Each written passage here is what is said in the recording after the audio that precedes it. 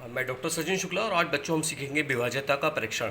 इसका मतलब क्या होता है कि कोई एक संख्या हमें दे रखी है और हमें ये कैसे पता लगेगा कि ये 2 से विभाजित हो रही है या 3 से विभाजित हो रही है, 4 से हो रही है, 13 से होगी, या 17 से होगी या नहीं होगी। तो इसके लिए नियम देखिए क्या है।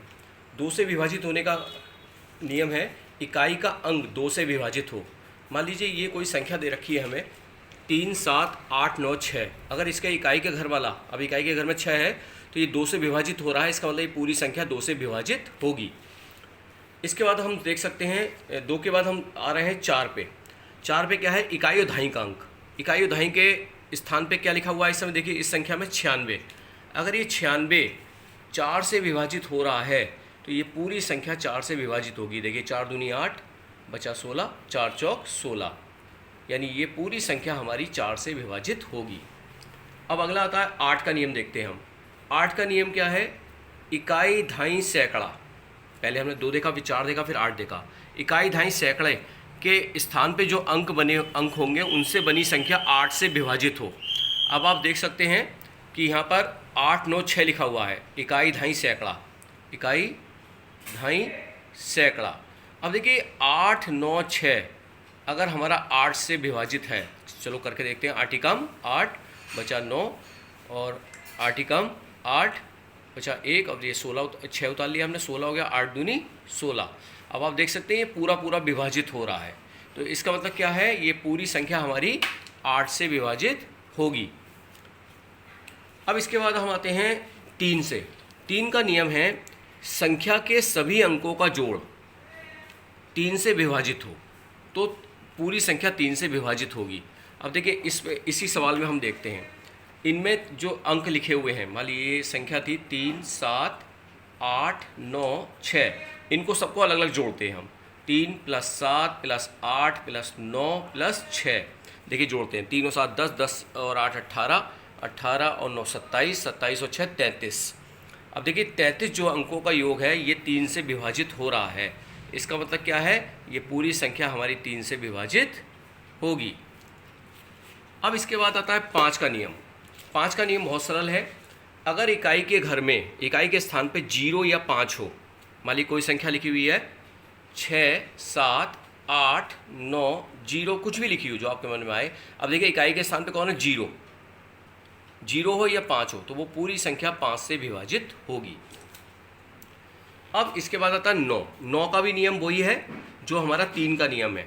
यदि संख्या के सभी अंकों का अलग अलग जोड़ 9 से विभाजित हो, जैसे 3 का नियम था। अब देखिए यहाँ पे 7 का नियम देखते हैं। 7 का नियम में क्या होता है, देखिए बताइए, अंतिम अंक के दुगने को बाकी बचे अंकों से बनी संख्या से घटाइए।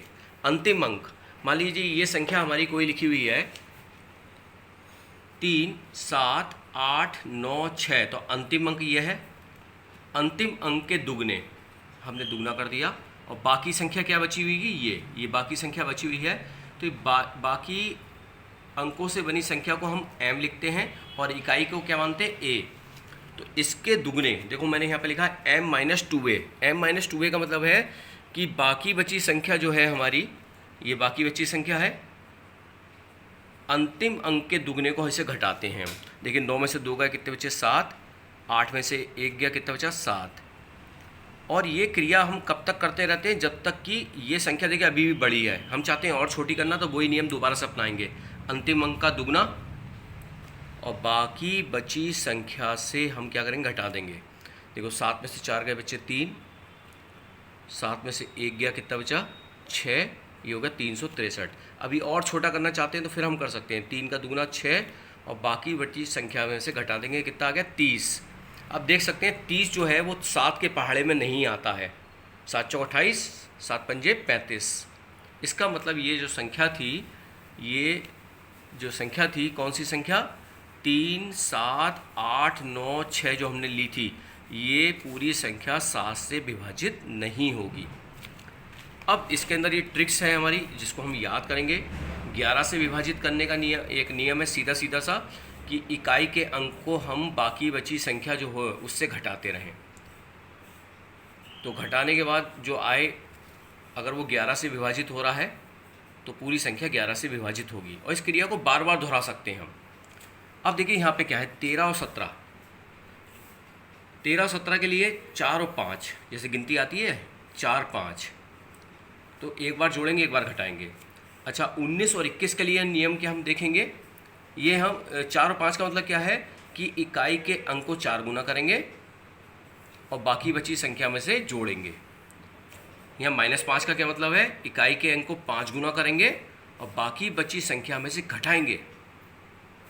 19 और 21 इसे याद करने का सबसे बड़ा तरीका होता है कि 2 ढाई 20 पढ़ते हैं हम, तो 20 जो है 2 के पहाड़े में आता है। इसका मतलब 19 में एक बार प्लस एक बार माइनस, देखिए प्लस माइनस, तो +2 प्लस -2, इसका मतलब क्या है, +2 -2, इसका मतलब क्या है कि इकाई के अंक को दुगुना करेंगे और बाकी बची संख्या में जोड़ेंगे। -2 का मतलब क्या है, इकाई के अंक को दुगुना करेंगे और बाकी बची संख्या में से घटाएंगे। 23 और 27 के लिए क्या करते हैं, जैसे गिनती आती है 7 8, तो +7 -8, तो इकाई के अंक को 7 गुना करेंगे, बाकी बची संख्या से जोड़ेंगे। और 27 से विभाजित करने के नियम में हम क्या करेंगे, इकाई के अंक को 8 गुना करेंगे और बाकी बची संख्या में से उसे घटाएंगे।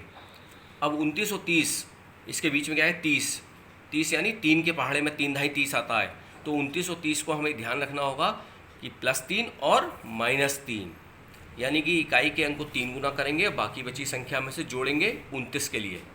और 31 से विभाजित करने का अगर नियम देखना है तो इकाई के अंक को 3 गुना करेंगे और बाकी बची संख्या में से घटाएंगे। सपोज करिए अब मेरे सामने एक संख्या आती है 9 7 4, मुझे नहीं मालूम, जो आपके मन में आए कर लिया हमने। अब मुझे ये देखना है ये जो संख्या है क्या ये 23 से विभाजित हो रही है। अब देखिए 23 से विभाजित होने का नियम क्या है, m+7a, यानी इकाई के अंक का 7 गुना, 6 सत्ते 42, और बाकी बची संख्या क्या है, यही तो है, ये यहाँ से लेके यहाँ तक, इसके अंदर इसे जोड़ देंगे। चलिए जोड़िए, 5 2 7, 4 और 4 8, अब ये आ गई संख्या। अभी हम चाहते हैं कि इसे और छोटा कर लें, तो वही नियम है, 7 गुना करेंगे, 7 सत्ते 49, और बाकी बची संख्या जो ये बाकी बची संख्या इसमें इसे जोड़ देंगे। 9 8 17 का 7 हासिल लगा 1, 7 4 11 और हासिल का 1 12 का 2 हासिल लगा 1, 9 और 1 10। अब वही नियम, इसका हम क्या करेंगे, 7 सत्ते 49, 7 गुना करेंगे और बाकी बची संख्या में से जोड़ देंगे। अब देखिए इसे जोड़ते हैं हम, कितना आ गया, 151।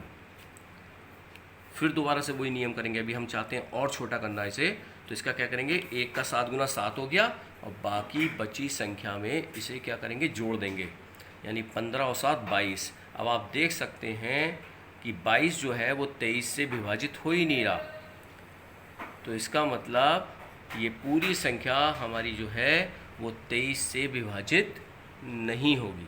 आप चाहें तो यहाँ 151 पे भी देख सकते थे, 23 के पहाड़े में 151 से भाग करके देखेंगे 23 के पहाड़े में, तो ये विभाजित नहीं हो रही होगी।